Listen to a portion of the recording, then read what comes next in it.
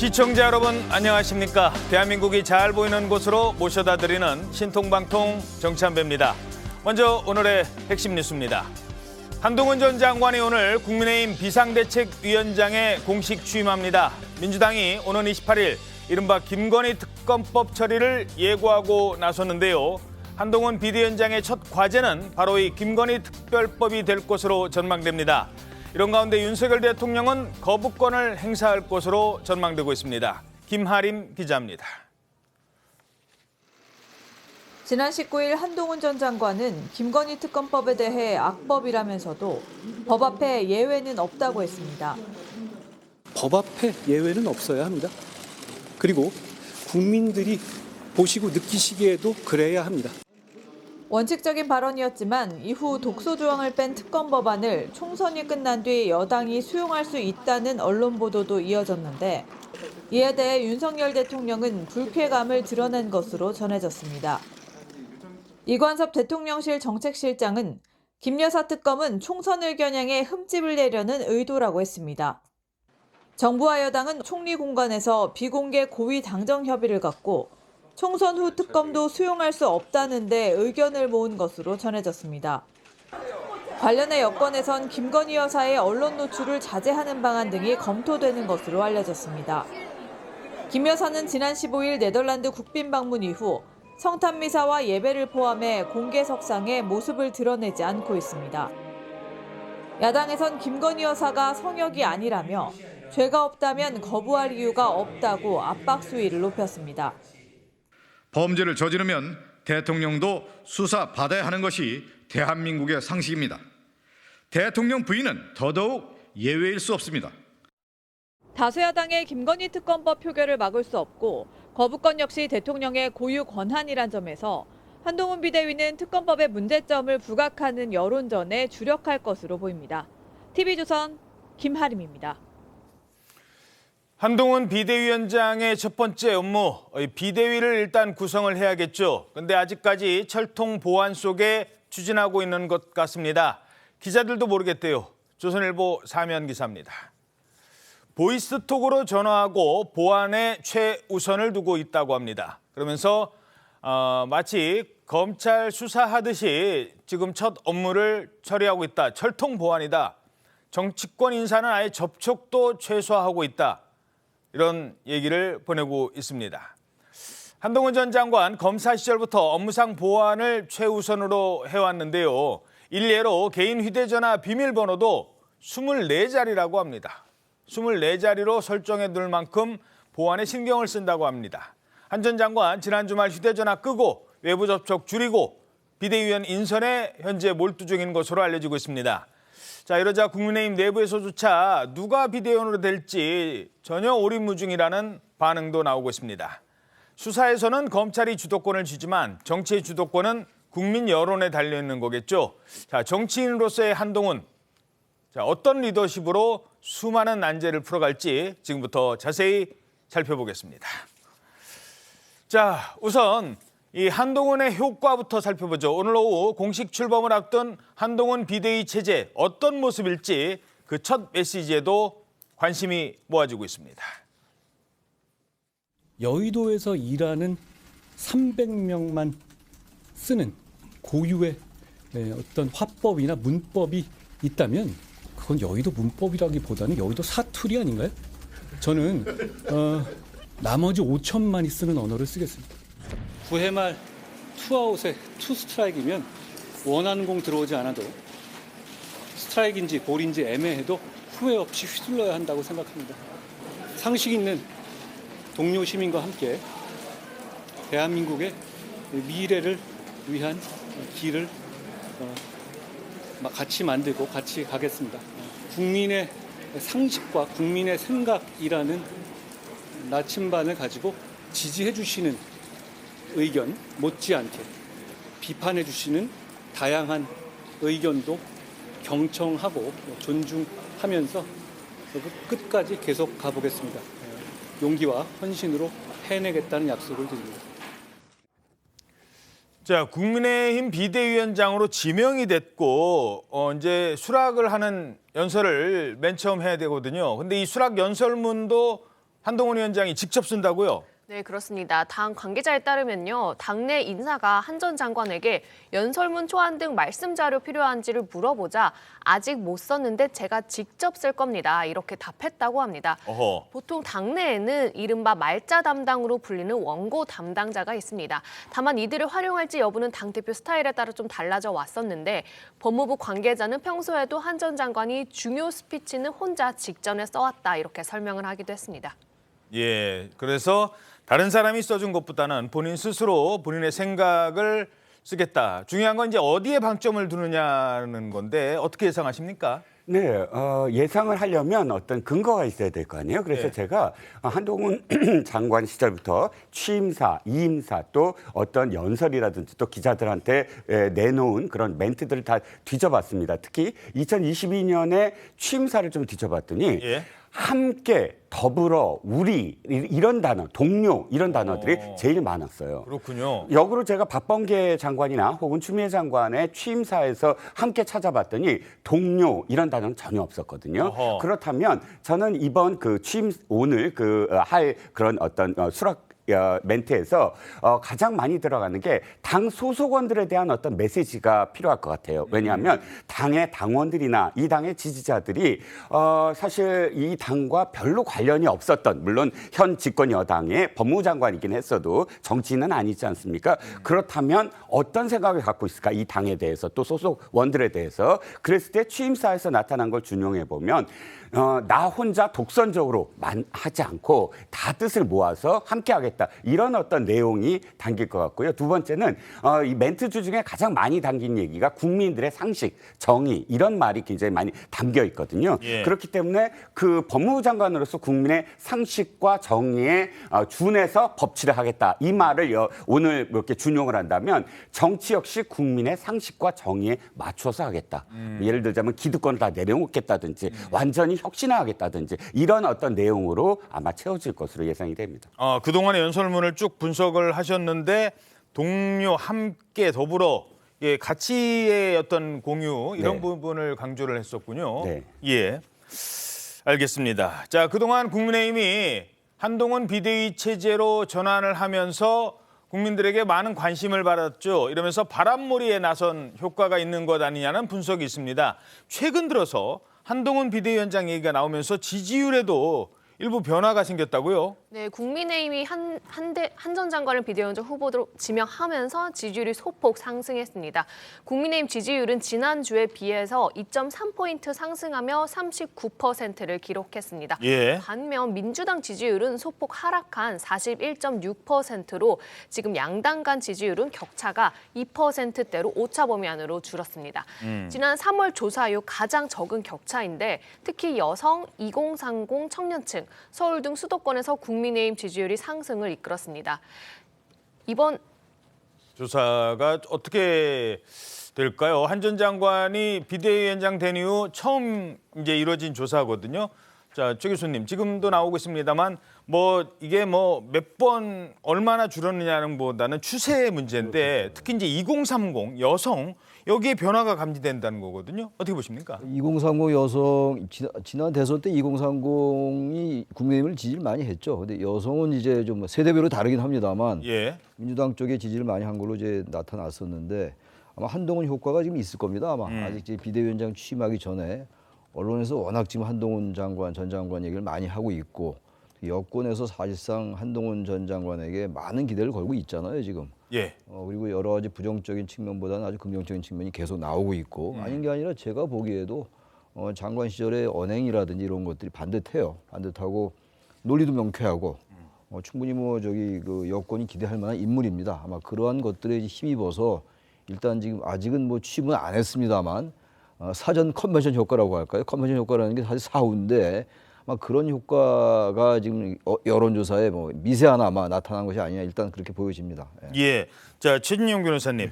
사실 국민의힘 당대표죠. 이제 비대위원장이 그전에 당대표와 비교를 했을 때 한동훈 장관이 50대거든요. 50. 그러면 그렇게 젊은 나이도 아니에요. 근데 다른 사람들에 비해서 젊다는 이미지를 많이 주고 여성들에게 호감이 높다. 자, 이런 거는 어떤 영향을 미칠까요? 그렇습니다. 지금 기존의 국민의힘 보수라고 한다고 하면은 젊은 사람들은 꼰대 이런 이미지가 굉장히 강하지 않습니까? 그와 같은 것을 일신할 수 있는 카드가 바로 한동훈 전 장관 카드인 것 같습니다. 실질적으로 지금 얼마 전까지만 해도 전국을 이렇게 다닐 때에 특히 동대구역이라든가 대전역 이런 데 갔을 때에 예약해놓은 차를 못 탈 정도로 많은 사진을 찍어달라는 게 있었었는데 예. 화면을 자세히 보면은 남자들이 가서 찍으려고 하는 것이 아니고 어허. 2030 여성, 저분도 나아가 여성이시네. 중년 예. 여성 이런 분들이 굉장히 많이 와서 찍었단 말이에요. 예. 좀 전에 지금 최 교수님 말씀하신 것처럼 전통적으로 여성들 같은 경우에는 민주당의 지지층이 굉장히 많았었는데 그렇다는 점에서 한동훈 전 장관이 여성들 2030 나아가 수도권에 상당한 소구력을 가지고 있다라는 점에서는 사실 한동훈 그 전 장관을 너무 일찍 이렇게 불러내는 것이 아니냐라고 얘기를 하고 있었습니다만 100일 이제 남지 않은 그 총선에서는 현재로서는 국민의힘에서 불가피한 선택이었고 지금은 전체적으로 봤을 때 그 효과 이른바 컨벤션 효과를 통한 당의 인지도 그리고 본인의 개인적 인지도를 상당히 높이는 나름대로의 어떤 그 국면 전환의 효과가 있기 때문에 적어도 지금 현재까지는 플러스다 이렇게 평가를 하고 싶습니다. 예. 자, 그럼 현장 상황을 좀 볼까요? 장관 시절이었습니다만 가는 곳마다 지지자들이 몰려들면서 높은 인기를 실감케 하기도 했었습니다. 장관님 보느라고 못 봤어. 일본 보느라고 잘생겼어. 분위기 다르다. 너무 다르다. 반갑습니다. 반갑습니다. 안녕히 가세요. 한동 화이팅! 멋져.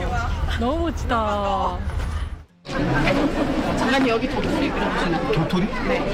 도토리 그냥 먹는 도토리가요? 장관님 사랑해요. 네. 어이구 어디서 오셨어요? 울산. 아이고. 이렇게요? 네. 내가 원래 이거 안 했는데 변한 것 같아. 네. 여기다가요 성함과 별 좀 그려주세요. 별? 네. 이 별 말하는 거예요? 네. 나는 너무 해달라는 대로 다 해주는 것 같아. 이것도 뭔가 의미가 있는 거 아니야? 자, 별을 그려달라는 데까지는 그려줬어요. 뭐 별 의미가 있죠. 근데 어느 분이 갑자기 도토리를 그려달래요. 도토리가 티긋티긋 리을 대통령을 뜻하는 거를 나중에서야 알았나 봅니다. 그때부터는 좀 부담스럽다는 얘기도 했는데 자, 그렇다면 한동훈 비대위에서 지금까지는 한동훈 위원장이 어느 정도 이제 이미지로 이겼었잖아요. 이미지로 다른 정치인과는 차별화되는 그런 전략을 많이 보여줬다면 이제는 어떤 현안에 대해서 예를 들어서 김건희 특검법 어떤 정치적 현안, 이 무겁고 엄중한 현안에 대해서 얘기를 해야 되는 것과는 좀 차원이 있거든요. 어떻게 보십니까? 네, 그렇습니다. 이미지와. 이 정치는 사실 말이 참 중요하잖아요. 말로 시작해서 말로 끝난다고 합니다. 그렇지만 말뿐인 정치인은 사실상 생명력이 없죠. 그 말이 중요한 건 실천력이 뒤따를 때 이루어지거든요. 그렇다면 지금까지 이미지가 좋았던 건 그야말로 말이었습니다. 물론 장관으로서 이 법무부와 관련된 여러 가지의 어떤 실행력도 있었습니다만 지금은 정치적 실행력이 중요하거든요. 그러면 지금까지 이야기했던 원칙, 공정, 상식 이런 말들을 그러면 지금 닥쳐오는 모든 사안들, 정치적 사안들에 어떻게 적용할 것이냐 이게 가장 큰 관건이라고 할 수가 있겠죠. 예, 최 교수님 그리고 또 하나가 이제 도토리인데 도토리 대통령을 뜻하니까 좀 부담스러워했는데 이제부터는 도토리를 본인 스스로 그려갈 수도 있는 거거든요. 지금은 좀 부담스러워한다고 합니다만 앞으로 도토리를 좀 그려달라면 그려줄까요? 어떻게 보십니까? 안 그려줄 것 같아요. 아무리 현직 대통령이 있고 그리고 임기가 지금 아직도 많이 남았어요. 그리고 사실 현재 지금 이제 시험대에 오른 겁니다. 장관으로서의 한동훈과 정치인으로서의 한동훈이 어떻게 다를지 아직 모르는 거 아니겠습니까? 그런 상황에서 도토리가 대통령의 어떤 그 이니셜이라는 걸 안 상황에서 그걸 그릴 수 있겠어요? 저 같으면 안 그리겠습니다. 예. 안 그릴 것 같고 문제는 이제 한동훈 장관이 저렇게 인기가 있는데 그야말로 당장 난제들이 많잖아요. 앞으로 말씀을 나누겠습니다만 뭐 김건희 특검법도 있고 이준석 전 대표의 뭐 잔류냐, 뭐 저기 탈당이냐 이런 문제도 있고 굉장히 많아요. 이태원 특별법도 있고 말이죠. 그러니까 이런 상황 속에서 과연 기존의 국민의힘과 어떠한 차별화를 보일 것이냐, 또 용산과 어떤 관계를 설정할 것이냐의 문제라고 생각해요. 지금 아까 한동훈 전 장관 얘기가 여의도 사투리를 안 쓰고 5천만의 언어 쓰겠다는 거 아닙니까? 근데 그 5천만의 언어 쓰기가 쉽지가 않아요. 단순하게 수도층, 여성, 2030 인기 있는 건 좋은데 중도층들이 보기에는 어떤 특정한 이슈에서 과거의 여건과 다른 뭔가의 액션을 보여야 된다 이런 얘기예요. 그래서 일단 저는 그걸 보고 그때 판단해야 될 것 같다는 생각이 듭니다. 알겠습니다. 자, 한 장관이 아직은 그리지 않을 것 같은 이 도토리. 근데 국민들은 관심을 모으는 것 같습니다. 물론 한 장관의 입장이 아직 정해지지 않고 거기까지는 아니라는 걸 전제로 지난주에 발표된 여론조사를 봤는데 이게 또 주목을 끄는 것 같습니다. 어떤 조사였습니까? 네, 차기 대통령 적합도에서 한동훈 지명자 45%, 이재명 대표 41%로 양자 대결에서 오차 범위 내에서 접전 양상을 보였습니다. 그간 각종 다자 대결에서는 이재명 대표가 앞서 왔던 만큼 좀 상당히 의미가 있어 보이는데요.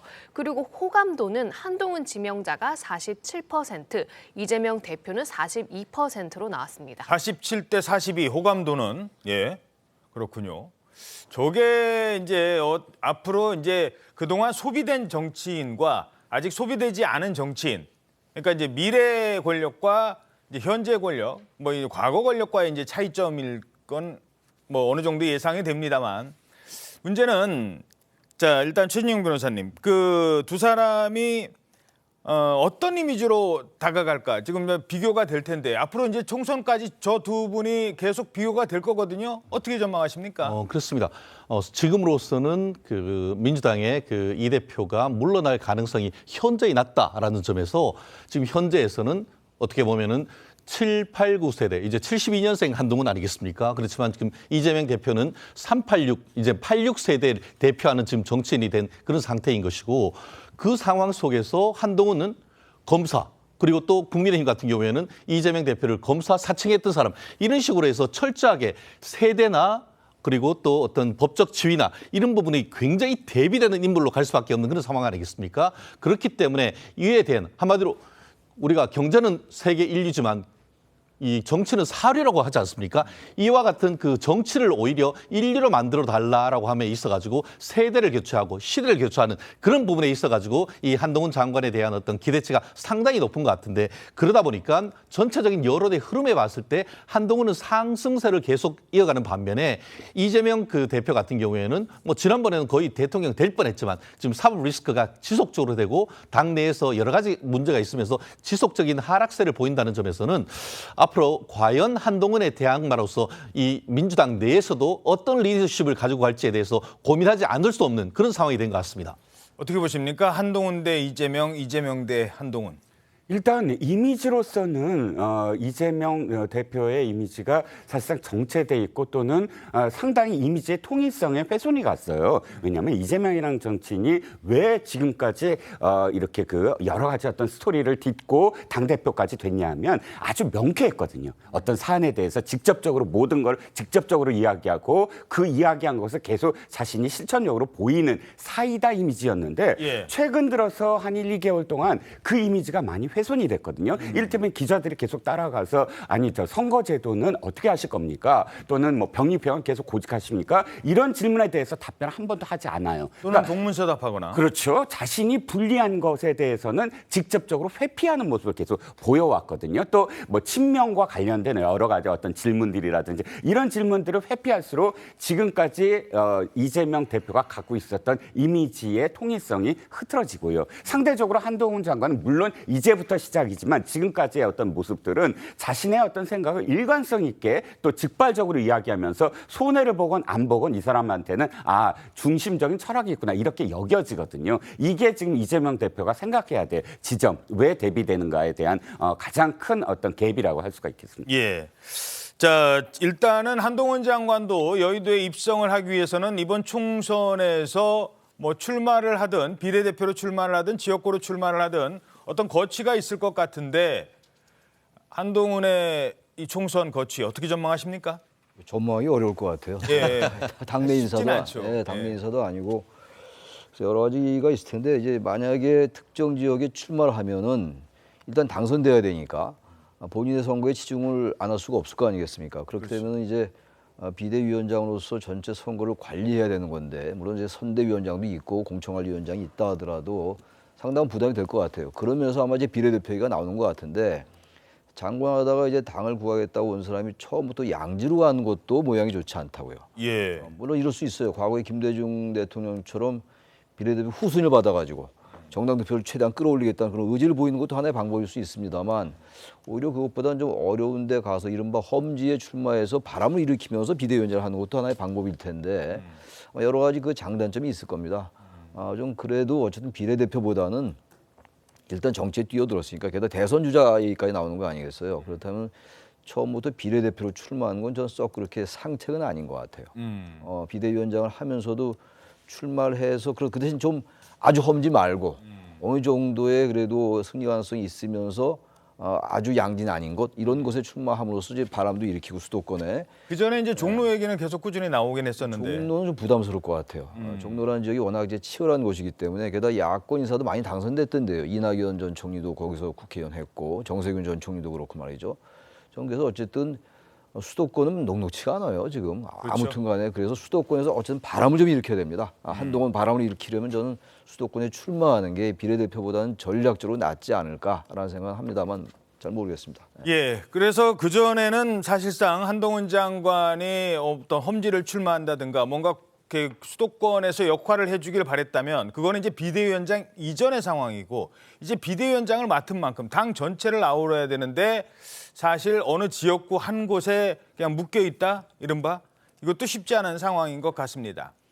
그래서 그러면 대선 붙지 말고 그냥 이재명 대표랑 지역에서 한번 붙어보면 어떨까라는 생각하는 분들도 있을 것 같아요. 근데 이재명 대표한테는 먼저 도전장을 건넨 사람이 있었죠. 바로 원희룡 전 장관입니다. 원희룡 전 장관 당 간판 벌고 한번 붙어봅시다. 지난번에 막 얘기했었잖아요.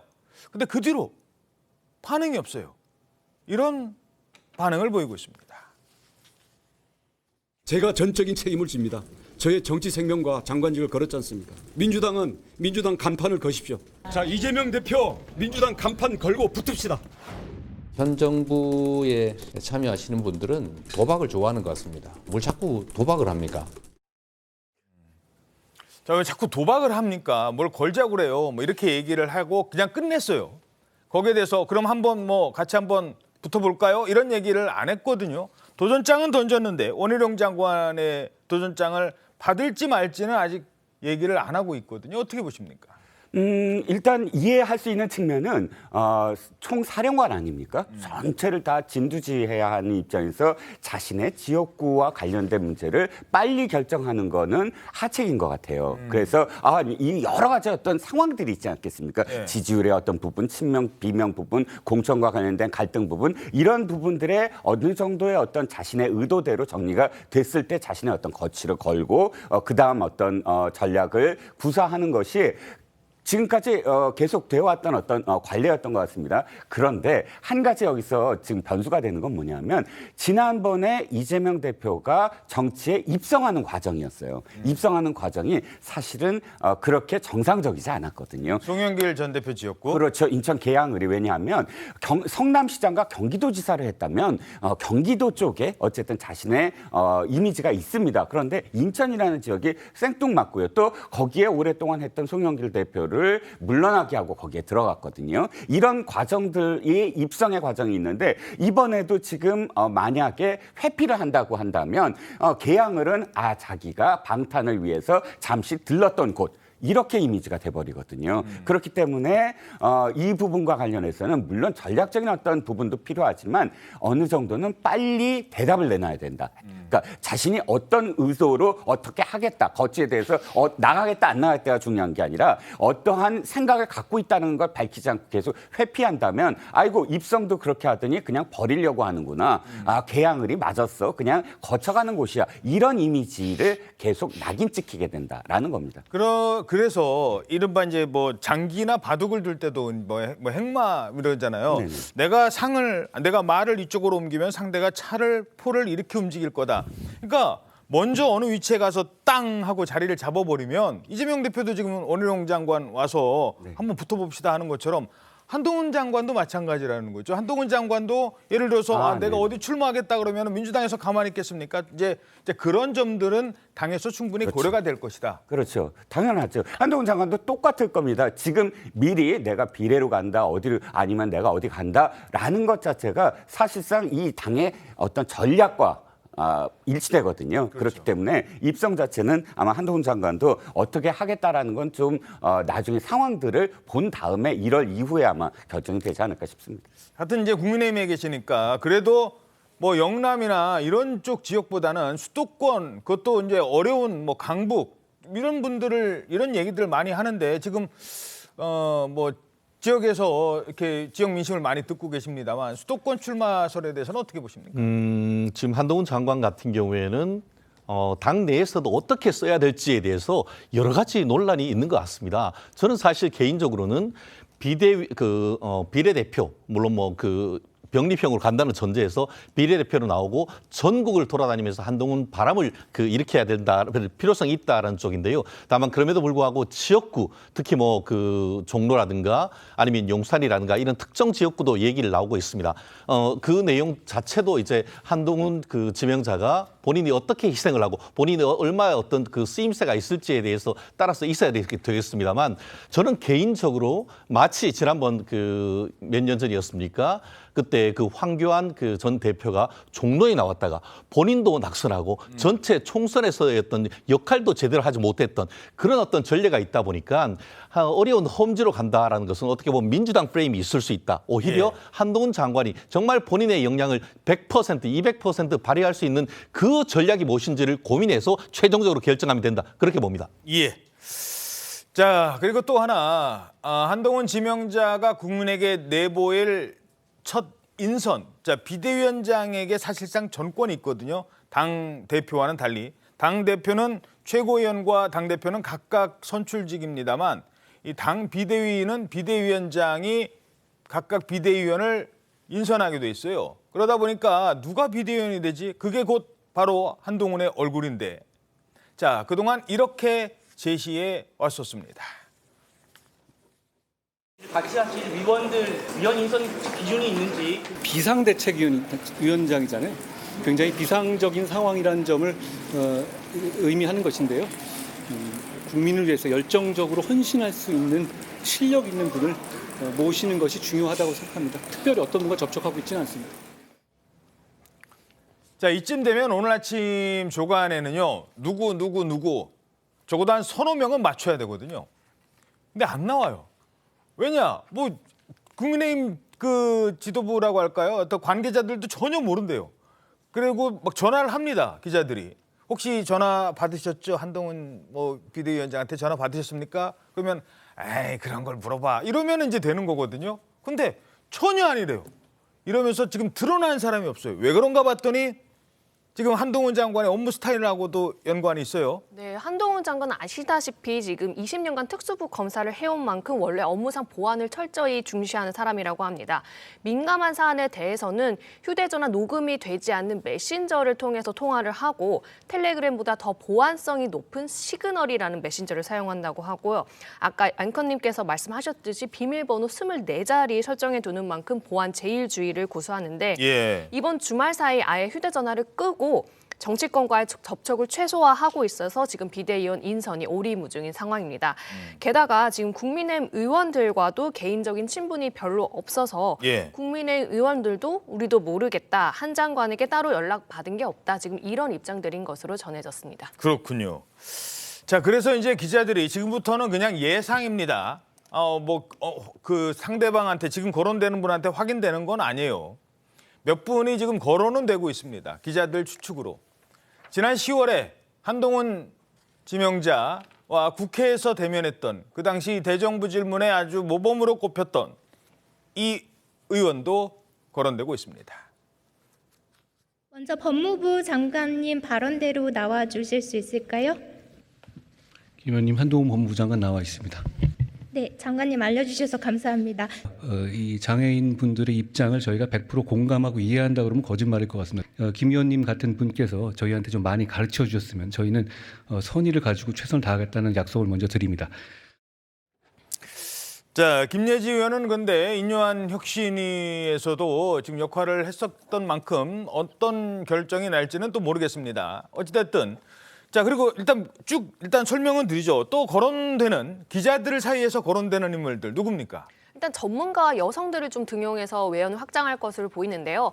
처음에 이제 거론됐던 분이 이수정 경기대 범죄심리학과 교수였는데 이 교수는 사실 오늘 아침에 SBS 라디오에 출연해서 한동훈 전 법무부 장관으로부터 비상대책위원 영입 제안을 받은 적도 없고 제안이 오더라도 응할 생각이 없다 이렇게 좀 선을 그었습니다. 수원 출마하실 생각이십니까? 네, 그리고 총선에 이제 집중을 하겠다 이렇게 강조를 해서 사실상 비대위에 참여를 안 할 것으로 보이고요. 자, 이수정 교수님 지금 뭐 화면에 나오고 있습니다만 일단 본인은 영입을 했고 수원 지역에 출마를 생각하고 영입이 됐기 때문에 지금 뭐 비대위원 생각은 전혀 없다. 일단 정리가 됐어요. 네, 총선에 집중을 하겠다고 했고 앞서 보셨듯이 정치권에서 이제 시각장애인 피아니스트인 김예지 최고위원 그리고 한 전 장관과 좀 친하다고 알려진 시대전환 대표 조정훈 의원의 비대위원 합류 가능성 등이 거론되고 있습니다.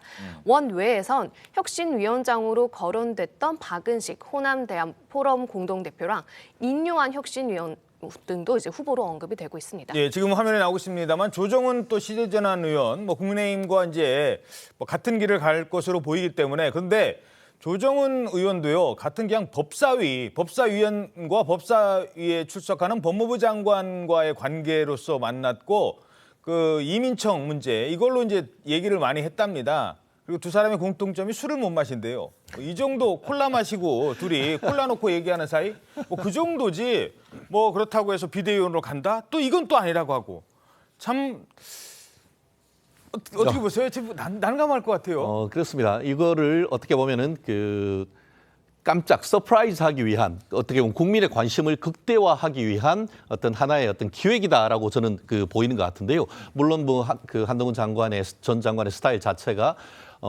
보안이나 이런 것들을 높일 수 있습니다만 누굴까? 이런 의문은 계속 높아지는 건 아니겠습니까? 그렇다는 점에서 비대위에 대한 주목도를 높인다는 점에서는 상당히 또 효과적인 전략이라고 봅니다. 그리고 지금 좀 전에 하마평에 나왔던 사진들 같은 경우에 공통점이 있습니다.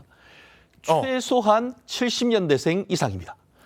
아까 지금 조정훈 7890년생 거의 그 정도입니다. 얘기했기 때문에 민주당의 어떻게 보면은 그 86세대를 넘어서 지금 그 김미애 그 의원이라든가 아니면 유니스 의원 같은 경우에도 1970년생이고 조정훈 그 의원 같은 경우에도 뭐 저랑 동갑인 1971년생인데요. 지금 보이는 하마평에 올라오는 국민들 밥상에 올라오는 분 자체가 70년대생, 그러니까 50대 초반이거나 40대 후반 정도 이런 분들이 나온다는 점에서 아마 저 중에 누군가는 분명히 될 것 아니겠습니까? 그렇다는 점에서 이 한동훈 장관의 어떤 나름대로의 의중은 이 세대 교체, 시대 교체를 하기 위한 어떤 인물 교체를 꿈꾸고 있는 것이 아닌가 싶다. 예, 어떻게 보십니까? 그 특수부 시절부터의 습관이다 이렇게 해석을 할 수도 있지만 그러나 지금 이렇게 연락을 끊고 있는 건 가장 중요한 두 가지 점을 스스로 실천하고 있는 것 같아요. 첫 번째는 뭐냐면 기자들이 전화 걸었을 때 누가 될 거야 라고 말하는 사람은 측근으로 분류됩니다. 그 즉시. 그렇죠. 왜냐하면 비대위의 인선 과정을 알고 있다는 거잖아요. 알고 있다는 것 자체가 그다음부터는 무슨 핵관이라고 불릴 수 있는 사람들이 돼버리는 핵관이 거예요. 되는 건가요? 그렇죠. 네. 아니 저도 기자 생활을 했지만 그렇죠. 그런 것을 알려주는 사람이 가장 권력에 가깝다라고 행세하고 다닙니다. 왜냐하면 그런 정보를 내가 다 아니까요. 예. 그러니까 기자들이 접근해서 그럴 사람들을 다 전화를 했는데 다 나는 몰라요. 전화를 해도 안 받아요 라고 대답이 나왔다는 건 물어볼 사람이 없어요. 기자들. 그러면 기자들 사회에서나 혹은 국민들이 측근이라는 구뷰가 없구나. 예. 그런 문제. 두 번째는 비대위원이든 공관이든 다 정파들이 내리꽂으려고 해요. 각 정파에서. 그런데 그런 정파의 어떤 그런 식의 연합 이런 것들을 지양하겠다라는 의도로 보이거든요. 예. 저는 굉장히 좋은 출발이라고 보여집니다. 그 정치 뭐 주변 상황을 지금 한 30년 넘게 또 지켜보셨으니까 조 교수님께는 이 질문을 드리죠. 그 2011년이었나요? 박근혜 비대위 얘기를 많이 하거든요. 네, 그렇죠. 그때 갑자기 뭐 애띤 얼굴에 이준석 그다음에 김종인 위원장 이런 분들이 막 등장을 하면서 관심을 모았잖아요. 뭐 그럴 그 당시의 어떤 뭐 감동 또는 뭐 새로운 어떤 신선함 이런 게 좀 있을까요? 어떻게 보십니까? 좀 있을 것 같아요. 지금까지 행태로 미뤄볼 때. 근데 지금 그 2011년도 이제 비대위, 2012년도 그래서 총선도 이기고 그해 말에 대선도 이겼잖아요, 박근혜가. 그렇죠. 그런데 그때는 물론 이제 여러 인물이 조합도 됐었습니다만 그때 인상적이었던 건 경제민주화였어요. 그렇죠. 우리 김종인 위원장의. 헌법 119조에 나와 있는 헌법 119조에는 경제의 민주화라는 단어가 나오는데 경제민주화라는 거는 일반적으로 이제 진보적 의제였잖아요. 그러니까 진보적 의제를 선점하면서 상당히 박근혜 당시 비대위원장은 상당히 보수의 상징인데 진보적 의제를 들고 나왔으니까 그런 점에서 김종인 위원장 그 당시 김종인하고 또 이준석 근데 이상돈 의원도 있었죠 나중에 지금 화면에도 나오고 이런 분들이 이제 상당히 그 인상적이었던 인물들이었어요. 그리고 비대위가 내세웠던 의제 자체가 그랬고 저는 그래서 그때에 대비해서 본다면 뭔가 제가 자꾸 말씀드리는 게 기존의 여당과 좀 다른 문법이래야 돼요. 단순하게 여의도 사투리 안 쓰겠다라는 말에 그칠 것이 아니라 그건 다시 말해서 전 그간의 이 한동훈 장관 때의 발언을 봐도 대단히 진보적 의제를 많이 내었던 것 같아요. 약자에 대한 배려 이런 것도 좀 이렇게 배워 나왔다고요. 그러니까 그런 게 비대위에 배어 있어야 됩니다. 단순하게 70년대 이상 이후의 세대, 물론 세대 교체도 중요합니다만 요즘은 저는 과거보다 우리 일반 국민 일반이 세대 교체라는 의제에 그렇게 큰 관심이 덜해진 것 같아요. 왜냐하면 특히 이번에 21대 국회가 초선이 151명이었습니다.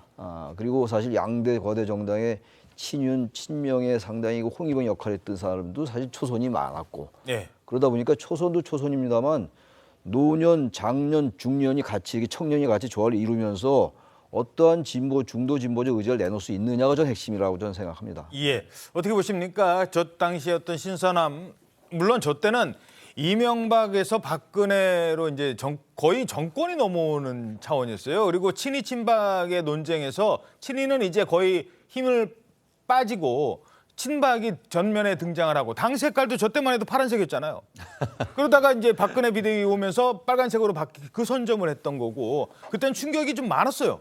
그렇습니다. 당시에 그 당 지지율이 사실 굉장히 추락을 했거든요. 또 MB 이명박 대통령도 사실상 처음에 뭐 그 여러 가지 어떤 뭐 이 광우병이라든지 여기서 추락했다가 그 다음에 경제와 관련된 그런 외국의 그 여러 가지 어떤 문제들을 해결하면서 다시 올랐다가 그 다음에 다시 이제 떨어지기 시작한 4년 차부터 모든 대통령이 마찬가지지만 떨어지기 시작하는 상황이었어요. 지금 세 가지로 박근혜 비대위원장이 바꿨습니다. 즉 26살에 지금 그 젊은 세대를 집어넣었다. 두 번째는 말씀하셨듯이 진보 의제를 갖고 왔다. 이 시점부터 진보 정당에 특히 뭐 예를 들자면 정의당 아젠다가 없어졌어요. 왜냐하면 복지라든지 이런 부분들을 아예 민주당이 지금까지 주장해왔던 걸 다 갖고 왔거든요. 기초연금부터 시작을 해서 그래서 지금 이 이후로 민주당이나 혹은 정의당이 복지와 관련된 그런 의제를 선점할 수 없었어요. 그러니까 두 가지 즉 의제를 갖고 오고 그다음에 세대를 젊게 했다. 이것이 당시에 굉장히 큰 어떤 이 변혁이었다, 혁신이었다라고 할 수가 있죠. 최 변호사께는 제가 이 질문을 드리죠. 아까 이제 잠시 언급을 하셨었습니다만 한동훈의 측근은 없어요. 정치권에. 한동훈의 측근은 지금까지는 없습니다. 그러니까 기자들이 누구한테 전화를 해야 한동훈 비대위원장의 의중을 알 수 있는지가 없어요. 그 얘기는 뭐냐? 정치에 빚이 없다는 겁니다. 비대위원장 지금 국민의힘에 있는 어느 누가 뭐 추천해서 누가 끌어줘서 온 사람 아니에요. 한동훈의 특징이 그런 점이 가장 특징이고 빚이 없어요. 자 그러면 공천 앞으로 제일 중요한 공천도 누구한테 빚 없는 사람은요 자기 생각대로 추진력이 있게 밀고 나갈 수 있거든요. 그런 점도 한번 짚어주시죠. 그렇습니다. 그렇기 때문에 지금 오늘 그 조선일보 기사에도 그것이 나왔는데요. 대구 경북을 비롯해서 영남 지역에 있던 현역 의원들이 이 한동훈 전 장관을 추대를 해놨더니만 그것이 부메랑이 돼서 이게 우리가 그 이른바 혁신 공천에서 우리가 잘리는 것이 아니냐 하는 그런 지금 그 걱정을 한다는 기사가 나오고 있지 않습니까? 한동훈 장관은 말씀하신 것처럼 측근도 없고 어떻게 보면은 이 정치권에 첫 발을 딛다 보니까 인근에 있는 사람이 없단 말이에요. 물론 저는 개인적으로 이제 가까운 사람이 있다는 것도 알고는 있습니다. 하지만 적어도 현재 배치단 사람 중에 아주 가까운 사람은 없기 때문에 한동훈 장관으로서는 인물 교체, 세대 교체 충분히 할 수 있지 않겠습니까? 그러기 위해서 결국 그와 같은 가늠자는 향후에 이제 그 1월 초 아니면 12월 말에 하는 공관위원장을 누굴 하느냐, 이것을 보면은 한동훈 장관의 의도가 공관위원장 그리고 공관위원회 구성을 통해서 앞으로의 어떤 미래를 충분히 가늠할 수 있을 것이다. 그 시간이 얼마 남지 않았다고 봅니다. 공천관리위원장에 달려 있을 것이다. 자, 그런데 국민들의 관심을 끌 더 큰 시험대가 이제 남아 있습니다. 아마 이 문제는 지금 여러 정치 전문가들은 정치 구단도 풀기 힘든 어렵고 복잡한 그 이른바 수능에서 없앴다는 킬러 문항 같은 난제가 될 것이다 라는 전망이 나오고 있습니다. 바로 오늘자 중앙일보 1면 보시죠. 한동훈 비대위의 뇌관 특검법 전국 스타트. 특검법이 2개입니다만 그중에 하나 50억 클럽 특검법도 중요합니다만 김건희 특검법 과연 어떻게 풀 것인가. 예정대로 28일 날 지금 국민의힘을 향한 민주당의 본회의장 공세 이건 예정이 돼 있으니까 지금 의석수로 봐서는 거의 지금 모레로 예정이 돼 있잖아요. 거의 통과로. 네, 그렇습니다. 모레는 28일 민주당은 본회의에 자동 상정되는 김 여사 특검법과 대장동 50억 클럽의 의혹 특검법 등 이른바 쌍특검법을 예정대로 처리하겠다는 입장입니다.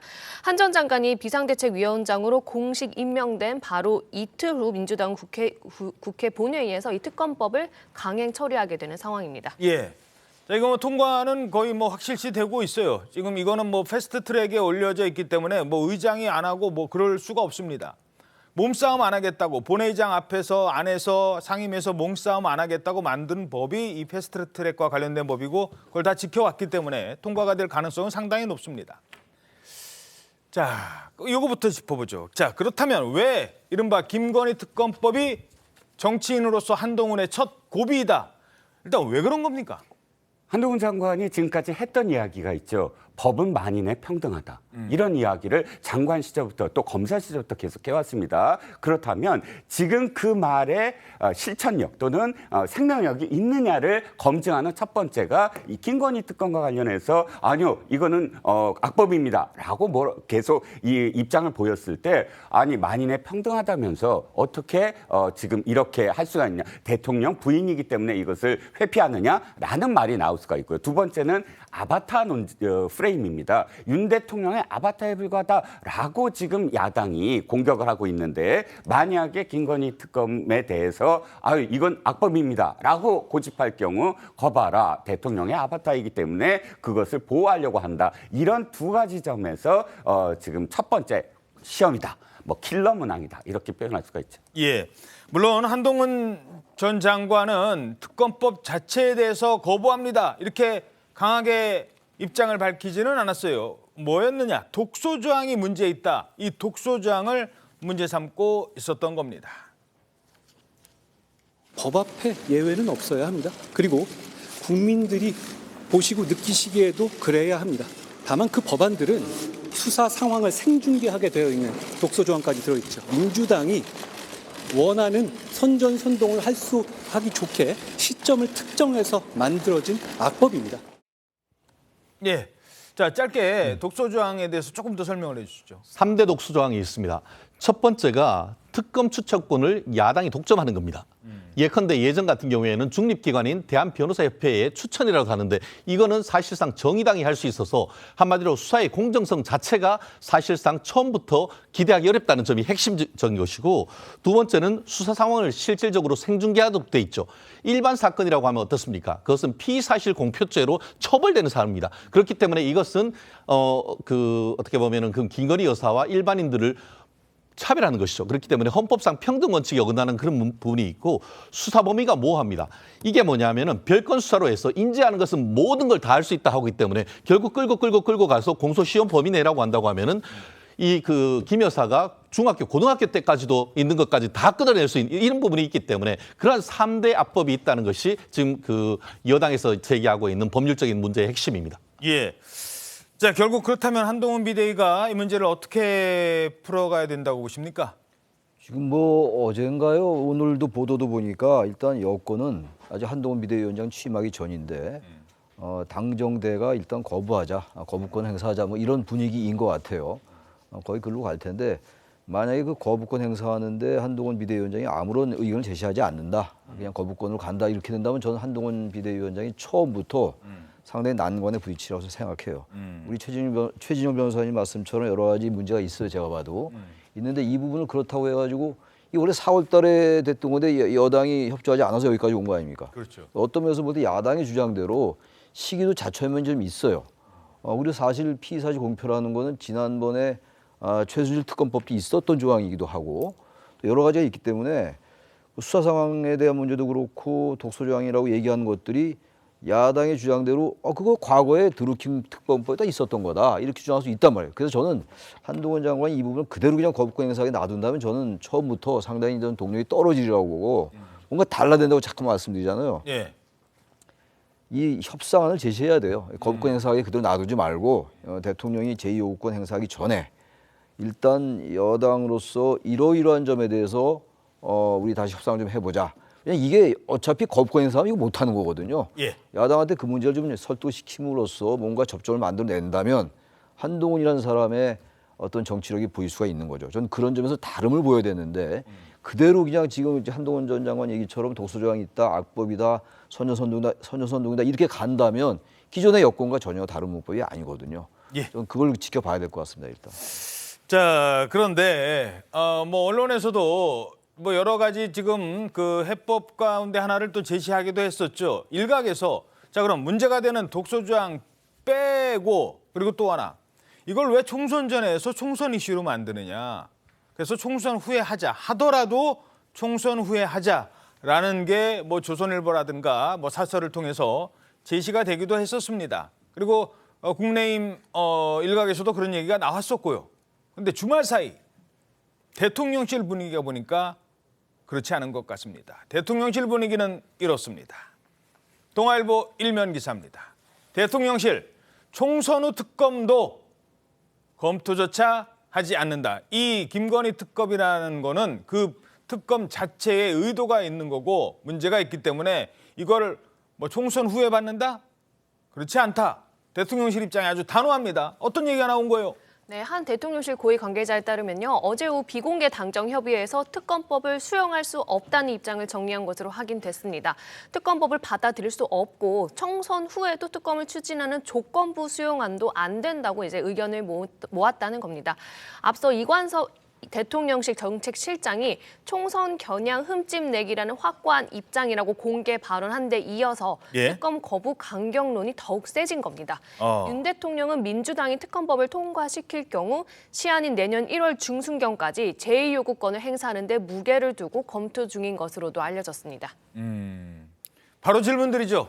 왜 이렇게 강경하게 나오는 걸까요? 그 배경은 무엇일까요? 가장 큰 것은 이 법이 사실상 총선용이다. 그리고 대통령을 이렇게 끌어들여서 총선에 관련돼서 우리가 지난번 서울 시장 그 재보궐선거 때 생태탕과 관련한 네거티브 공세로 일관했던 것처럼 이번에도 지난 대통령 경선 때처럼 대선 때처럼 대통령 그때는 후보 부인이었지만 지금 대통령의 부인을 갖고 네거티브로 점철하겠다라는 그런 것에 휘말려 들지 않겠다. 일단 이것을 입장을 확실하게 밝혀야만 그 다음의 상황도 사실상 원칙을 계속 유지할 수 있다라는 그런 생각인 것 같아요. 원칙은 뭐냐면 아까 얘기했듯이 이런 독소 조항들로서 총선용으로 기획된 그런 특검이다라는 원칙. 그것은 응할 수 없다는 원칙. 이거를 밝히겠다는 겁니다. 예, 조금 더 법률적으로 좀 설명을 해주세요. 그렇습니다. 말씀드린 것처럼 사실 이런 부분에 대해서 뭔가 시작되고 난다고 하면은 마치 지난번 그 대선 그 과정에서도 어떻게 했습니까? 김만배 씨가 이른바 가짜 인터뷰를 통해 가지고 선거 있기 직전에 그것을 터뜨리는 기획 그리고 예전 같은 경우에도 그 민주당 같은 경우에는 북풍 공작. 병풍 공작 이런 부분들이 많았지 않습니까? 만약에 이게 이제 수사가 된다고 하면은 수사의 의혹이라는 것을 옆으로 흘리면서 언론 자극을 한다고 하면은 그것은 총선 앞에서 국민의힘이 버텨낼 재간이 없습니다. 그렇다고 하면은 이 부분에 있어 가지고 적어도 지금 현재 상태에서는 안 된다. 왜냐하면 그 내용 자체가 총선 때에 기획되고 그 내용 자체가 총선용으로 이루어졌다는 그 내용을 국민에게 알린 것이 지금으로서는 굉장히 중요하고 그것을 가지고 국민의 판단을 받을 수밖에 없는 상황이 된 것 같은데요. 다만 이 부분과 관련해서 지금 한동훈 그 비대위원 후보가 어떤 판단을 할지는 모르겠습니다. 다만 말씀드린 것처럼 공정과 상식이라는 키워드를 가지고 가는 분이기 때문에 이 부분에 있어서는 민주당에 다시 어떤 새로운 어떤 수정안을 제안하고 그것을 통해 가지고 추후에 어떻게 보면은 다른 어떤 그 김건희 특검 내지는 아니면은 특별감찰관이라든가 아니면은 제2부속실 부활이라든가 이런 제도적 장치로 보완할 수 있다는 것을 국민에게 보여준다고 하면은 나름대로 그 또한 대안이 될 가능성이 저는 높지 않나 봅니다. 자, 그런데 과연 민주당이 거부권 행사가 된다고 하면 그거를 총선 때까지 거부권 됐으니까 그냥 넘어갈 것인가? 그렇지 않다는 겁니다. 뭐 대통령실뿐만이 아니에요. 민주당도 총선 후 특검에 대해서는 오히려 일고의 여지 없다. 지금 하자라면서 압박 수위를 높이는 양상입니다. 범죄를 저지르면 대통령도 수사받아야 하는 것이 대한민국의 상식입니다. 대통령 부인은 더더욱 예외일 수 없습니다. 어떠한 억지 주장과 궤변으로도 특검을 거부할 수 없습니다. 제안이 온다고 해도 협상의 여지는 없다는 입장이 그렇죠. 특검의 어떤 조건을 들어서 협상을 한다라는 것 자체가 이미 민주당 입장에서는 일고의 가치가 없다. 자, 국민들 입장에서는 뭔가 의혹이 있다면 일단 해명해 주기를 바라는 게 국민적 일반적 상식이고 그다음 민주당도 지금 어떤 여론이라고 할까요? 특검에 대한 국민의 여론 이런 것들이 있기 때문에 계속 총선까지 거부를 하면 거부한 대로 거부권 이후에 민주당이 전략이 없을까요? 분명히 있을 거거든요. 어떻게 보십니까? 현재 총선 전이나 후 문제를 떠나서 이 김건희 특검법에 대해서 대통령이 거부권을 행사하면 안 된다라는 여론이 좀 제법 많은 것 같아요. 이런 여론을 의식하지 않을 수 없을 것 같고 여당도. 근데 총선 후에 하자는 건 민주당이 절대 동의하지 않을 겁니다. 제가 봐도 민주당이 상당 부분 이 김건희 특검법을 가지고 총선에 활용하려 하는 그런 생각을 가지고 있을 거예요. 모르긴 몰라도. 양당의 입장의 차이인데 그렇다면 이거를 이제 끝까지 이제 한동훈 비대위원장이 이제 취임하고 난 다음에 어떠한 형태로든 간에 시기 문제도 그렇고 특별검사 추천의 문제도 그렇고 몇 가지를 제안할 수 있단 말이죠. 근데 전혀 민주당이 여기 듣지 않으면 오히려 민주당이 역풍을 받을 수 있어요. 왜냐하면 이게 어쨌든 이 사항을 아는 게 중요한 건데 모든 걸 다 거부하고 무조건 그냥 패스트트랙으로 간다. 이거는 제가 볼 때는 민주당도 오히려 국민들에게 지지를 안 받을 수 있다고요. 그러니까 이 부분을 그대로 그렇다고 해서 지금 대통령실과 당이나 정부의 당정대의 입장처럼 오로지 무조건 거부권 행사한다. 타협의 여지 없다. 이런 식으로 이 여건이 가면 안 된다는 겁니다. 충분히 국민의 여론을 살피면서 그러면서 민주당에 명물 주는 안을 제시하고 난 다음에 그것도 민주당이 거부하면 그때는 이제 민주당이 오히려 역풍을 받을 수가 있기 때문에 일단은 기존의 여건이 무조건 김건희 특검법은 안 된다라는 그 기조는 조금 바꿀 필요가 있다고 생각해요, 저는. 자, 일단 지금까지 상황은 민주당은 28일 날 당연히 처리를 한다라는 입장이고 대통령실도 입장이 나온 거잖아요, 사실상. 통과되더라도 거부권을 행사하겠다는 겁니다. 그걸 전제로. 자, 그렇다면 내년 4월에 거부권 행사 이후에 뭐 1월 초에 이제 거부권 행사 중순쯤에는 되겠죠. 그러면 그 이후의 여론이라든가 이런 거는 어떻게 전망하십니까? 지금 민주당이 하려고 하는 것은 아마도 지금 이재명 대표의 사법 리스크와 관련돼서 완전히 역전하는 그런 전략적인 지금 포지셔닝을 할 수 있다라는 겁니다. 지금은 일방적으로 좀 불리한데 거봐라 대통령의 부인 특검을 하지 않지 않았느냐라는 공세로서 이것을 상쇄하겠다라는 것이고요. 그다음부터는 거의 이 이슈로 아마 나머지 기간 동안 몰아갈 가능성이 굉장히 큽니다. 그러면 저도 똑같이 두 분 말씀에 정답은 저는 하나인 것 같아요. 지금 한동훈 비대위원장이 특검 법안을 주도적으로 만드는 거예요. 이 법안 자체는 악법이니까 통과시키더라도 시점은 아마 받아들일 겁니다. 총선 기간 동안 하자. 대신 3가지 그 독소 조항을 이 협의를 통해서 다 상쇄시킬 수 있다면 총선 때 할 수 있는 특검 법안을 거부권 행사 이후에 발의를 해보자. 이런 식으로 아마 좀 바꿀 수 있는 그런 여지가 있지 않을까 싶습니다. 알겠습니다. 자, 다음 소식입니다. 이른바 앞서도 잠깐 얼굴이 나왔습니다만 박근혜 퀴즈로 정치에 입문했던 국민의힘 이준석 전 대표 탈당하겠다고 예고한 날 내일입니다. 그런데 한동훈 전 장관의 빛에 가려서 아직까지도 탈당을 하는지, 탈당을 하면 누가 따라 나가는지 큰 주목을 못 받는 것 같습니다. 조선일보 6면 기사입니다. 탈당 예고일이 내일인데, 내일 탈당 예고일. 근데 이준석 시킨당 어떻게 되는 거야? 누가 나간대? 나가면 어떻게 안 돼? 지금 관심도가 많이 떨어져 있는 것 같다. 이런 반응이 나오고 있어요. 네, 지금 이준석 전 대표 입장에서는 가장 큰 악재가 한동훈 전 법무부 장관입니다. 한 전 장관은 오늘 공식 취임을 하고 29일쯤엔 비대위 인선을 발표하고 새해 현충원 참배 등 일정이 지금 빼곡히 잡혀 있는데요. 정치권의 관심이 이 전 대표의 탈당보다는 한동훈 비대위원 쪽으로 넘어간 분위기란 겁니다. 여기에 아직까지 합류 의사를 밝힌 현역 의원이 없습니다. 오히려 측근 그룹인 천하용인 가운데 김용태 전 최고위원은 국민의힘 잔류를 선언했습니다. 탈당 시한 전에 한동훈 전 장관을 만날 것인가가 지금 이준석 신당 동력 추진의 마지막 변수가 될 걸로 보입니다. 그렇군요. 자, 당내에서도 지금 이준석 전 대표에 대한 평가가 탈당까지 하겠다고 하니까 썩 좋은 얘기는 나오지 않은 것 같습니다. 탈당 날짜를 정해놓던 때만 하더라도 언론의 모든 관심이 이준석 전 대표에게 집중돼 있었죠. 네. 근데 지금은 이번 크리스마스 연휴를 지나면서 이준석 전 대표의 뉴스가 굉장히 급격하게 쪼그라들었습니다. 시한은 정해놨지만 조금 더 호흡을 길게 가다듬고 당내에 있는 많은 사람들과 논의하는 시간을 가졌으면 어떨까. 자, 지금 상황 어떻게 보십니까? 이 전 대표가 아마 상당히 곤혹스러울 거예요. 이 상황 속에서 탈당 안 할 수도 없을 겁니다. 아마 지금 당에 남을 명분도 없고 탈당은 하긴 할 것 같은데 동력을 당분간 받기 어려울 것 같아요. 역시 그 부분은 한동훈 비대위원장이 취임하고 난 다음에 그 반응에 따라서 그게 오히려 독립 변수가 되고 이준석 신당은 종속 변수가 될 가능성이 높아요. 예, 알겠습니다. 사실 이게 뭐 이제 결국은 종속 변수가 된다고 하는데 한동훈의 종속 변수가 될 수도 있거든요. 한동훈이 죄송합니다. 호칭 빼고 한동훈이 이준석을 어떻게 둘 것이냐, 만류할 것이냐, 어떻게 할 것이냐.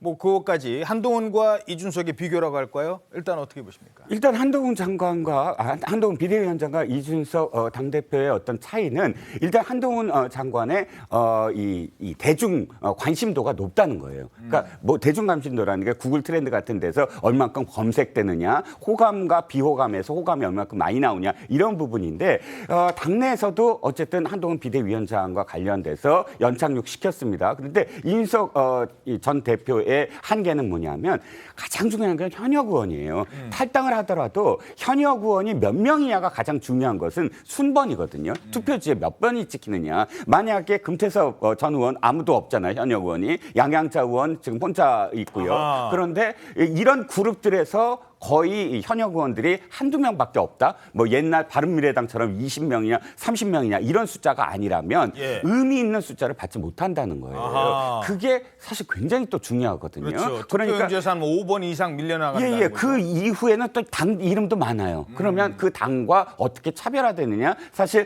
대중적으로는 번호가 굉장히 또 중요한 어떤 부분이거든요. 그러니까 현재 아무도 나가지 않는 현역이라는 의미는 뭐냐면 발목을 잡는 그러니까 이준석 대표에게 카드가 점점 없어진다. 협상을 하더라도 그런 상황입니다. 한동훈과 이준석 비교를 하면 어떻게 비교하시겠습니까? 이준석과 한동훈. 저는 이 상황을 어떻게 보면은 한강대교 건너서 낙동강까지 갔는데 한동훈 태풍을 만나가지고 낙동강 오리알 되는 그런 느낌이 아니겠습니까? 결국 지금까지 생각. 지금까지는 어떻게 보면 이준석 전 대표가 2030 남성을 상당 부분 견인해 왔다라고 한다고 하면은 어떻게 보면은 한동훈 장관이 상당 부분 대체제 역할을 해버린 것이죠. 지금 같은 경우에 지금은 뭐 선대위원장으로 오는 것도 아니고. 지금 비대위원장 실질적으로 당 대표로 온 것 아니겠습니까? 그렇다는 점에서 사실상 스포트라이트는 한동훈 태풍이 돼버린 반면에 이준석 전 대표 같은 경우에는 적어도 지금은 찻잔 속에 태풍으로 쪼그라든 이런 상황 속에서 본인으로서는 굉장히 당혹스럽지만 결국 지금이 할 수 있는 것은 한동훈 장관이 과당 실수하는 것만 바라볼 수밖에 없는 그런 상황이 된 것이 아닌가 뭐 저는 평가를 해보고 싶습니다. 알겠습니다. 짧게 하나만 붙이면은 과거에 김기현 대표는 마지막 일정이 이준석 전 대표 만나서 만류하는 거였잖아요. 어찌됐든 공식적으로는 겉으로는. 근데 한동훈 위원장, 비대위원장은 뭐 이틀 전에 탈당했는데 취임하기 이틀 뒤에 탈당했는데 내가 굳이 말릴 상황은 아니었지 않느냐. 뭐 이런 평가도 나올 수 있는 것 같습니다. 다음은 민주당입니다. 민주당은요 지금 공천 앞두고 집안 싸움에 불이 붙고 있대요. 특히 이게 지금 비례대표 있지 않습니까? 비례대표들도 다음에 또 출마하거든요. 그러면 어딘가는 가야 돼요. 그렇다고 뭐 정말 험지 중에 험지인 민주당에서 뭐 영남이나 뭐 이쪽으로 가능성은 적고, 야 어디로 가지? 그곳을 찍어봐야 거기에는 현역 민주당 의원이 있는 거예요. 이러면서 오죽하면 180석이라는 거대 정당에 이 180석의 저주라는 말까지 나오고 있습니다. 왜 그럴까요? 조선일보 보시죠. 180석의 저주, 총선 예선 전부터 살벌하다. 자, 비례대표가 다른데 이제 현역으로 또 재선하려면 지역구 나가야지. 근데 가야 전북, 가야 강북. 지금 이런 얘기가 나오고 있다는 겁니다. 자, 이러다 보니까 180석의 저주라는 게 무슨 얘기입니까? 네, 지금 어느 정당이든 공천을 앞두고 물갈이가 이루어집니다. 우리나라는 보통 30% 정도가 물갈이 돼요. 예. 그러니까 물갈이라는 건 현역 의원들의 30%가 지금 공천을 받지 못한다는 뜻입니다. 그런데 문제는 뭐냐면 110석의 30%와 180석의 30%는 어마어마하게 다르다는 거예요. 예. 즉 제1야당이 180석이나 갔다 보니까 거기에 30%를 다 공천을 못 받는다고 한다면 현역 의원들의 비율, 그러니까 낙천하는 현역 의원들의 비율이 엄청나게 많다는 거죠. 그러니까 의석수가 많을수록 이 물갈이 대상이 많아졌다. 이렇게 표현할 수가 있고요. 도리어 110석인 경우 30%면 훨씬 더 적을 수가 있잖아요. 그래서 180석의 저주라는 말이 나오고 있습니다. 게다가 내가 바로 친명이다. 요즘에는 뭐 그 SNS에 친명 의원들 후보군 해가지고 막 쭉 돌리고 있어요. 지금 이러다 보니까 비명계 아니면 적극적 친명 아닌 분들은 이거 나 공천 진짜 떨어지는 거 아니야? 이러면서 벌써부터 지금 당내 잡음이 생기고 있거든요. 그러니까 민주당의 지금 가장 큰 이제 딜레마는 바로 친명 대 비명의 갈등이에요. 여태 지금까지 우리가 이제 국민의힘 내부 얘기를 해왔는데 국민의힘은 어쨌든 간에 새로운 카드로 뭔가 국민을 돌파를 하는 거 아니겠어요? 예. 근데 지금 민주당은 계속 이재명 대표의 사법 리스크는 계속 가고 있으면서 비명계 인사들의 그 공천에서 이 저말 이 가능성이 높아진단 말이에요. 지금 김의겸 의원 같은 경우도 그렇고 예. 최근에 광위위원 특보라고 있어요. 과거에 운동권 90년대 운동권 출신인데 이런 사람들도 나오고 그러는데 이게 다 비친명계 출신들이에요. 그러다 보니까 정말로 현재 비명은 별로 움직일 기세는 안 보이고 있는데 이게 다 공천과 관련돼서 그러는 건데 그렇죠. 만약 이런 움직임이 완전히 가시화돼 가지고 정말 비명계는 특정한 몇 개의 지역을 빼놓고는 공천이 어렵겠다고 생각한다면은 아직 뭐 그 얘기는 안 나왔습니다. 이낙연 신당이 오히려 동력을 받을 수가 있어요. 좀 그래서 이재명 대표는 지금 뭐 말을 아끼고 있는데 이 현재 당내 이 공천을 둘러싼 친명과 비명 간의 이 갈등, 이 부분을 어떻게든 기득권을 포기하고 희생하는 모습을 보이지 않으면 지금 현재로서는 수도권이 민주당이 유리하다고 합니다만 결과를 알 수가 없어요. 좀 그래서 일단 당내 갈등을 어떻게든 통합으로 이끌어야 되는데 아마 구조적으로 그런 점에 한계가 좀 있지 않을까라고 생각을 합니다. 예, 상대적으로 지금 수도권 의석이 적은 국민의힘은 어떻게든 험지 출마가 되거든요. 수도권. 왜냐하면 지금 민주당 의원들이 자리를 잡고 있으니까. 근데 민주당에서는 그곳이 어차피 민주당 지역이기 때문에 이러면서 집안 싸움이 생긴다는 겁니다. 그래서 붙은 이름 180석의 저주. 자, 다음 소식입니다. 민주당 관련돼서 이번 얘기는 좀 더 하나만 더 짚어보죠. 뭐 매일같이 나를 소환해달라, 구속시켜달라 그랬잖아요. 근데 요즘에 구속 수감된 이후에는 벌써 일주일째 검찰 조사에 불응하고 있다고 합니다. 구치소 담장 안에서 입을 닫은 송 전 대표 대신 담장 밖에서 오히려 송 전 대표의 부인이 이렇게 나섰습니다. 저희 남편이 구속되니까 한동훈 장관은 지금 국회로 오지 않았습니까? 저희 남편 앞으로 최소한 구속기간 6개월입니다. 국회의원 총선거 다 끝나겠죠. 남편의 발을 묶고자 총선을 앞두고 구속시켰다고 저는 생각해요. 정작 본인은 조사에 불응하고 있고 오히려 밖에서 부인이 저렇게 강하게 항의하는 상황. 이건 어떤 전략일까요? 그냥 문개기 전략 아니겠습니까? 결국 본인이 진술을 하러 나가는 그런 모습 자체가 TV에 또 언론에 어떻게 보면 보도되는 것 자체가 개인적으로 부담이 될 수가 있고 그것을 넘어서 본인이 어떻게 보면 조사를 받는 과정에서 추가적인 어떤 증거가 나올 경우에는 결국 지금 그 20명 내지 19명이라고 하는 민주당 의원들이 어떤 조사를 받는데 플러스 알파가 될 가능성이 있지 않습니까? 예. 그렇다고 하면은 이 모든 것은 나는 법원에 가서 얘기를 하겠다. 이 전략일 수밖에 없는 것이죠. 그렇기 때문에 본인으로서는 지난번에 어떤 그 조사를 받을 때 진술 거부권 전략을 연장선상에서 앞으로 조사에 응하지 않고 설령 어떻게 보면은 구인을 통해서 본인의 어떤 그 조사를 받는다 하더라도 지속적으로 본인은 진술 거부권을 행사한 다음에 법원에 가서 나름대로의 어떤 그 전략을 펴겠다라는 그런 것으로밖에 볼 수 없는데요. 이게 효과가 있을까요?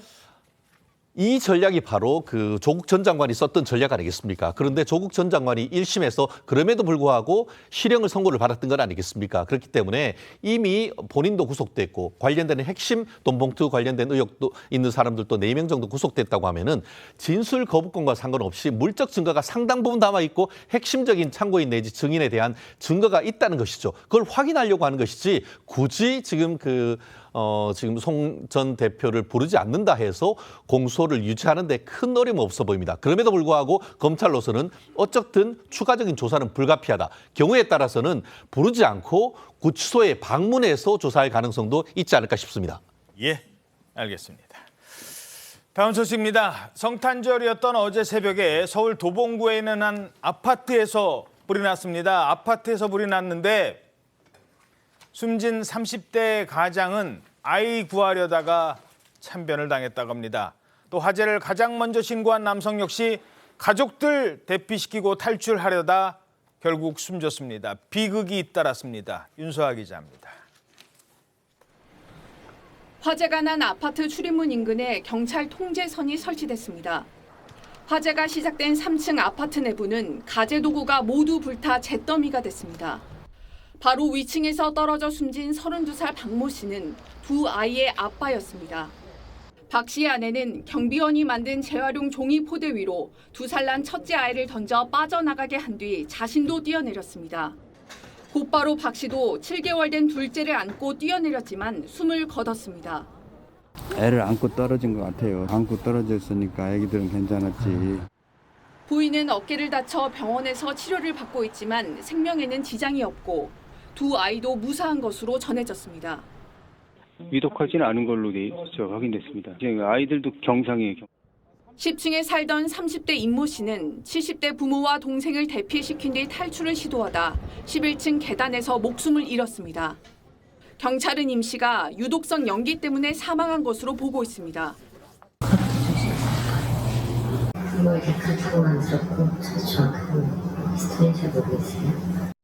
임 씨는 화재를 가장 먼저 신고한 사람으로 알려져 주변을 더 안타깝게 하고 있습니다.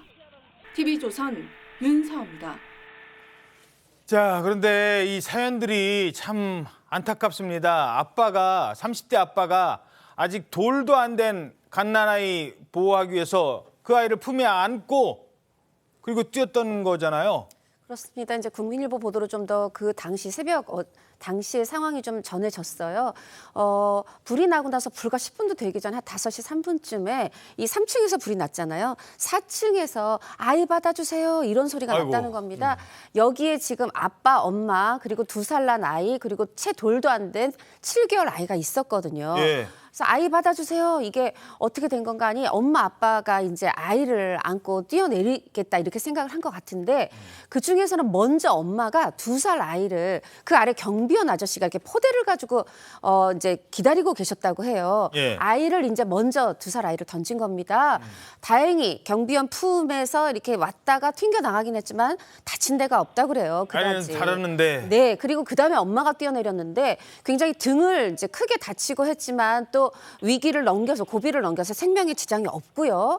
이제 그 다음 뛰어내린 게 이제 아빠인데 아빠는 차마 이 돌도 안 된 7개월 된 아이를 던질 수가 없었던 모양입니다.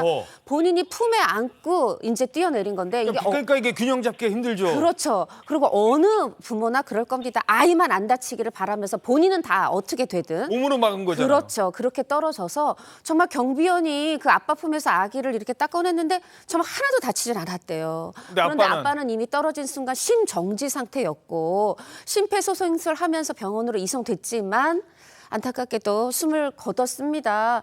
근데 이제 이 아빠 숨 거뒀죠. 엄마도 지금 몸이 많이 안 좋죠. 아이들도 연기 흡입해서 이제 입원 치료 중인데 엄마, 아이 둘이 다 다른 병원에 있다고 합니다. 이렇게 가족 모두가 경황이 없다 보니까 이 안타깝게도 아버님의 이 아빠의 빈소도 아직 차려지지 못했다. 이 엄마 아빠가 30대 부부예요. 아이들도 너무 어리고 정말 화마가 부른 비극입니다.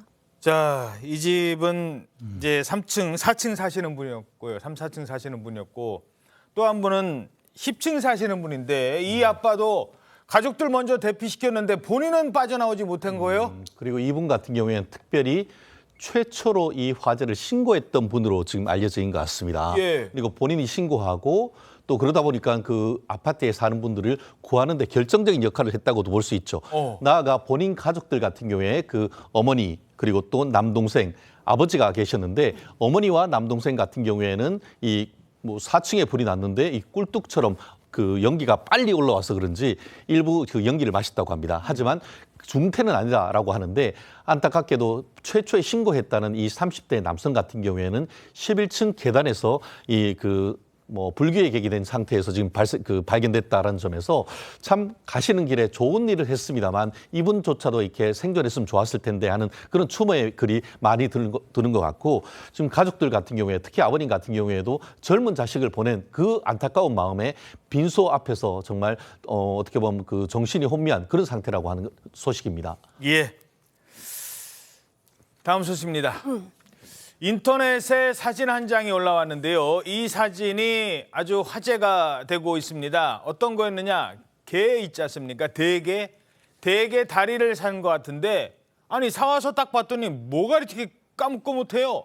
냄새, 와 저기서 막 냄새가 나는 거예요.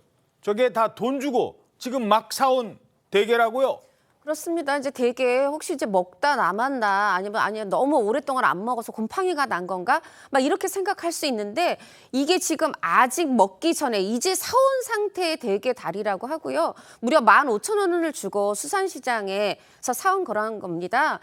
이 사온 학생이 고2 남학생이에요. 이 엄마가 이제 이걸 보고 분통 터져가지고 이 인터넷에 올리면서 이게 지금 화제가 되고 있는 건데요.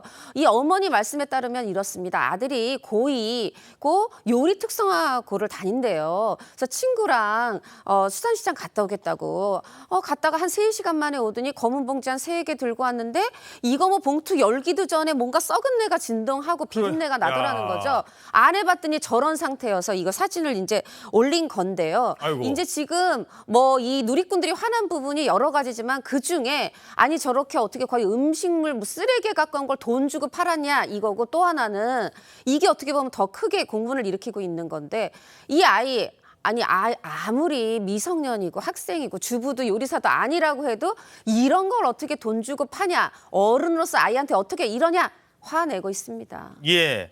아니 본인도 못 먹을 썩은 대게를 그냥 돈 받고 파는 거잖아요. 항의를 했을 것 같은데 자, 최 변호사님 이럴 때 환불 받을 수 있는 거 아닌가요? 어떻게 당연히 되세요? 환불 받을 수 있죠. 실질적으로 저도 이제 그 커뮤니티에 올라왔는 걸 보니까 문자를 주고 받으면서 환불해 주겠다라고 했는 것 같습니다. 그런데 이런저런 말도 안 되는 변명을 하러 일관했다는 점인데요. 결국 아이한테 이런 그 썩은 사실상 부패 있는 대게를 팔았다는 사실 자체에 굉장히 많은 소비자들이 굉장히 분노를 하고 있는데요. 예. 노량진 수산시장 외벽에 보면은 노량진 수산시장에는 바다가 있다. 이런 식으로 해서 굉장히 신선함을 강조하고 있는데 그럼에도 불구하고 지금 이런 식으로 돼 있는 점에서 가지고는 겨울에 이 정도의 어떤 위생 상태면은 여름 같은 경우에 도대체 어떨까 하는 이런 좀 국민들의 의혹이 있지 않습니까? 예. 이런 부분에 대해서 불식시키는 노력이 필요한 것이 아닌가 생각합니다. 알겠습니다. 자, 다음 소식은요. 지난주 금요일 공개가 됐던 일제강점기를 배경으로 한 이 드라마. 이 드라마 만들었다고 또 옆에서 참 남의 나라에서 또 뭔가 문제가 생길 것 같다고 합니다. 이 드라마입니다. 그곳 지하가 매우 수상스럽답니다. 거기가 어디야? 옹성병원이요. 됐어. 지금 몽성병원 안에서는 끔찍한 일들이 벌어지고 있어요. 도와주시겠어? 더 이상 억울한 죽음은 없었으면 좋겠어서.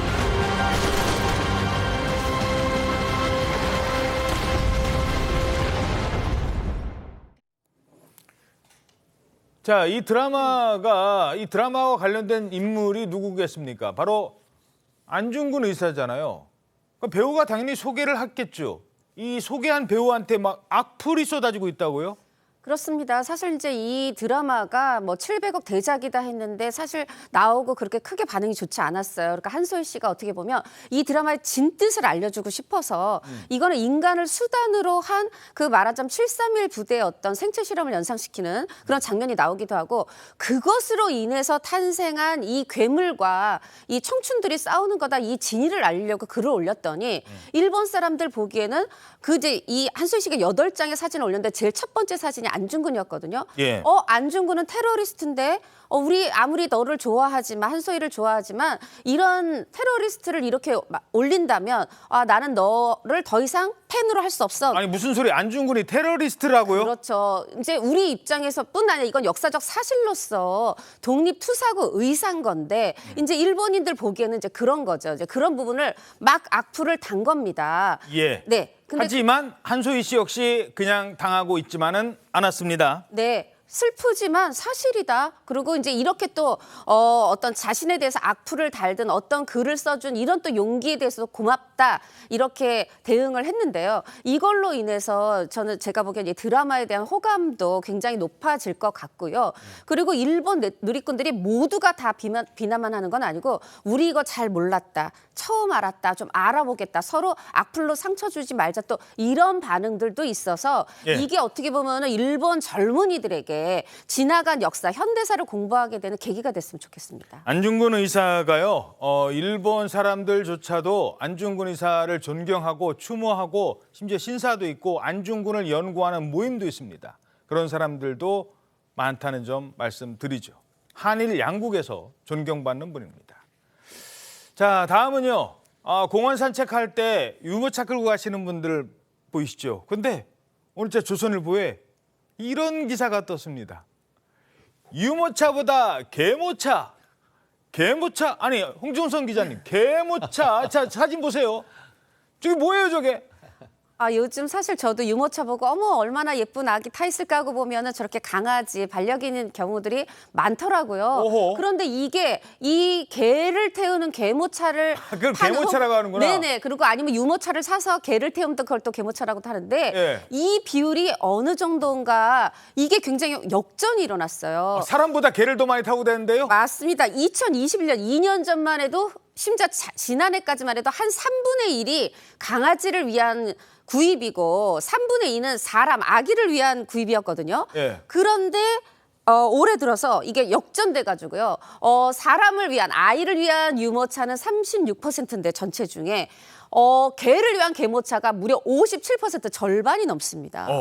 역전이 처음으로 일어나서 또 이게 화제가 되고 있습니다. 아니 물론 옛날 말에 뭐 사람 개 팔자, 상 팔자 뭐 이런 얘기도 있었습니다만 문제는 저렇게 된 이유가 개들을 많이 키워서도 있지만 반려견을 많이 키워서도 있지만 사람 출산율이 떨어져서라고요. 그렇습니다. 지금 아시다시피 극심한 저출산, OECD 중에 꼴찌 중에 꼴찌 아니겠습니까? 예. 그러다 보니까 아이가 낳아야 유모차를 사는 것인데 아이는 낳지 않는 반면에 아이 대신에 반려묘를 키우는 그 가구가 많이 늘고 실질적으로 최근에 고양이, 개, 반려동과 사는 그 가구가 작년 같은 경우에는 600만 가구가 넘는다고 합니다. 4가구 중에 한 가구 정도는 반려견이나 반려묘를 기르고 있다라고 하다 보니까 요즘 1000만 반려동물 가구 이렇게 얘기하지 않습니까?